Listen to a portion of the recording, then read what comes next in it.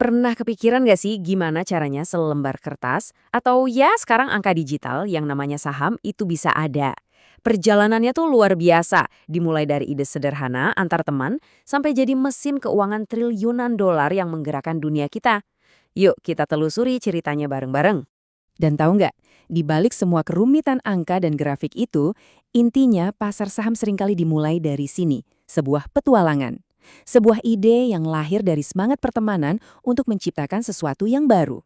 Nah, mari kita lihat gimana petualangan itu bisa jadi nyata dalam sebuah perusahaan beneran dan gimana saham pertama mereka lahir dari sebuah kisah pribadi yang menarik banget. Jadi, ini cerita beneran nih tentang perusahaan Case Shiller Weiss. Masalahnya klasik banget. Gimana coba cara ngebagi kepemilikan kalau ada yang modalin duit, tapi ada juga yang modalin waktu dan keahlian? Solusinya sederhana tapi jenius. Mereka menciptakan saham. Setiap pendiri dapat bagian yang sama. Cara yang adil buat mengakui semua kontribusi dan memulai petualangan mereka. Tapi ada yang lebih menarik lagi nih, peran si mitra tak terlihat, pengacara. Mereka bukan cuma ngurusin dokumen loh, mereka itu yang merancang aturan main perusahaannya. Mereka udah mikirin gimana kalau nanti ada konflik, bikin sistem buat nyelesain masalah, bahkan cara ngasih saham bonus buat kontribusi ekstra. Mereka benar-benar membangun fondasi buat masa depan. Oke, dari satu perusahaan kecil punya 4 orang, sekarang coba bayangin ide saham ini meledak dan dipakai jutaan perusahaan di seluruh dunia. Skalanya, wah udah nggak masuk akal lagi. Jadi sistem global yang nilainya triliunan dolar. Coba lihat data ini deh. Walaupun ini data tahun 2008, tapi udah kelihatan banget skalanya. Lihat aja Amerika Serikat, nilai pasarnya aja 11,7 triliun dolar. Ini nunjukin betapa raksasanya peran pasar saham AS di panggung ekonomi dunia. Nah, di sini perbedaannya kelihatan jelas banget. Di Amerika, nilai total semua saham itu hampir setara sama seluruh ekonomi negaranya dalam setahun. 82% dari PDB. Gila kan? Coba bandingin sama Eropa yang cuma 38%. Artinya, saham itu bukan cuma buat investor, tapi udah jadi bagian fundamental dari kekayaan masyarakat di sana. Angka triliunan dolar itu kan bikin pusing ya. Tapi coba kita pecah. Kalau dibagi rata, setiap orang di AS itu kebagian sekitar 40.000 dolar di tahun 2008. Nah, jadi lebih kebayang kan gedenya? Tapi, tunggu dulu. Mari kita lihat dari sisi lain. Buat keluarga isi 4 orang, totalnya jadi 160.000 dolar, itu seringkali belum cukup loh buat beli rumah. Ini pengingat penting. Segede-gedenya pasar saham, total nilai aset lain kayak properti di dunia ini ternyata masih jauh lebih besar. Oke, kita udah lihat skalanya yang luar biasa. Sekarang saatnya kita buka kap mesinnya. Apa sih sebenarnya korporasi itu dan gimana aturan main yang bikin entitas kuat ini bisa jalan? Ini konsepnya emang agak aneh, tapi penting banget. Di mata hukum, korporasi itu kayak pribadi buatan. Anggap aja kayak karakter di dalam game. Dia bisa punya properti, bisa punya utang, tapi ya dia nggak nyata. Terus siapa yang ngendaliin? Ya, pemilik aslinya, para pemegang saham. Secara teori, sistemnya itu kayak demokrasi pemegang saham. Jadi alurnya gini, satu saham, satu suara. Ribuan atau jutaan pemegang saham, ini milih dewan direksi. Terus, dewan direksi inilah yang ngawasin dan nunjuk CEO buat ngejalanin perusahaan sehari-hari.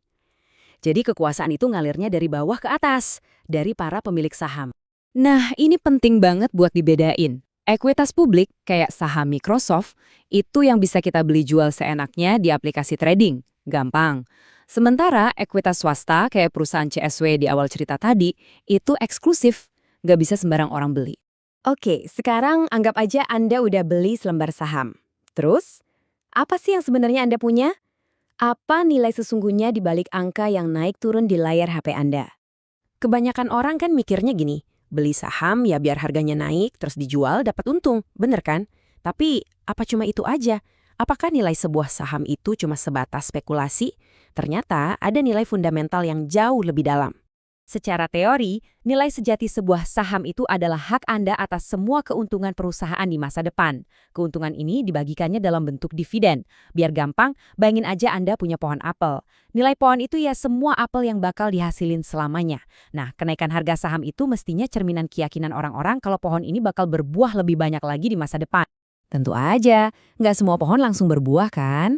Perusahaan yang masih muda, ibaratnya bibit yang baru ditanam, pasti bakal pakai semua keuntungannya buat tumbuh jadi lebih besar. Baru nanti kalau udah jadi pohon raksasa yang matang, kayak Microsoft sekarang, mereka mulai bagi-bagi buahnya sebagai dividen ke para pemilik.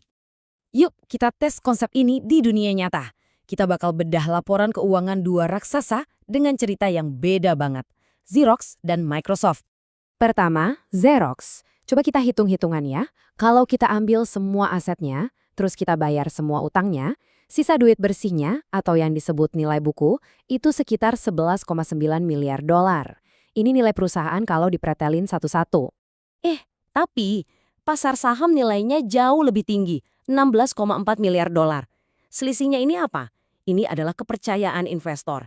Mereka yakin Xerox sebagai perusahaan yang jalan terus itu lebih berharga daripada cuma tumpukan asetnya.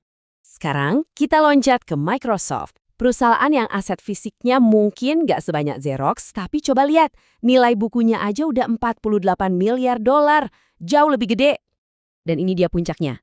Pasar menilai Microsoft 221 miliar dolar, itu hampir 5 kali lipat nilai bukunya. Nah, kesenjangan raksasa inilah yang nunjukin kekuatan pasar saham. Kemampuannya ngasih harga buat hal-hal yang nggak kelihatan, merek, ide, kode software, dan janji pertumbuhan masa depan. Tapi, kekuatan sebesar ini juga punya sisi gelapnya. Jauh sebelum zaman kita, filsuf Karl Marx udah ngasih peringatan. Dia ngelihat pasar saham itu kayak arena predator, di mana ikan-ikan kecil ditelan oleh para hiu. Ini ngingetin kita, di balik potensi untung besar, selalu ada resiko. Jadi, ini semua ninggalin kita sama satu pertanyaan penting. Pasar saham itu sebenarnya alat jenius buat mengorganisir usaha manusia dan menciptakan kemakmuran? Atau jangan-jangan cuma kasino raksasa yang dibungkus rapi? Jawabannya mungkin ada di tengah-tengah.